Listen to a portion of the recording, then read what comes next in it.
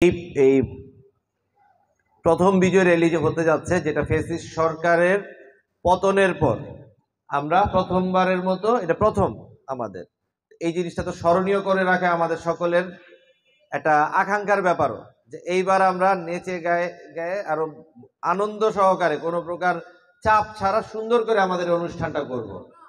এটা করতে যা যা সহযোগিতার দরকার সবই করব।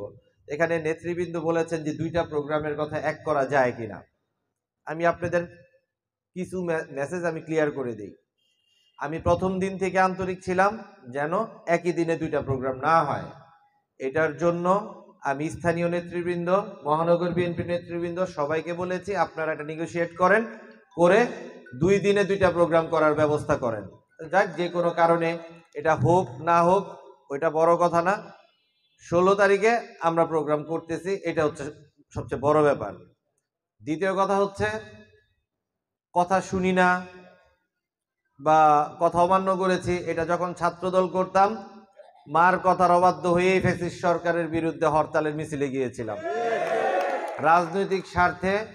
হ্যাঁ, আমি বেয়াদব, রাজনৈতিক আদর্শিক কারণে আমার ঘাড়ের রগ বাঁকা আছে, তো ওগুলা সমস্যা না।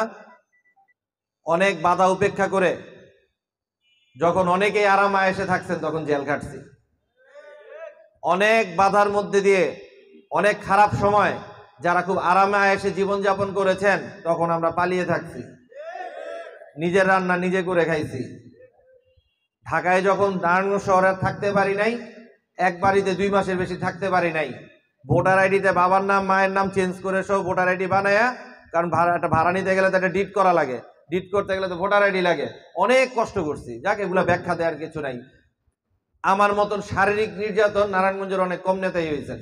পুলিশ আমাকে গ্রেফতার করার পরে যে শারীরিক নির্যাতন আমাকে করছে, তো প্রতিযোগী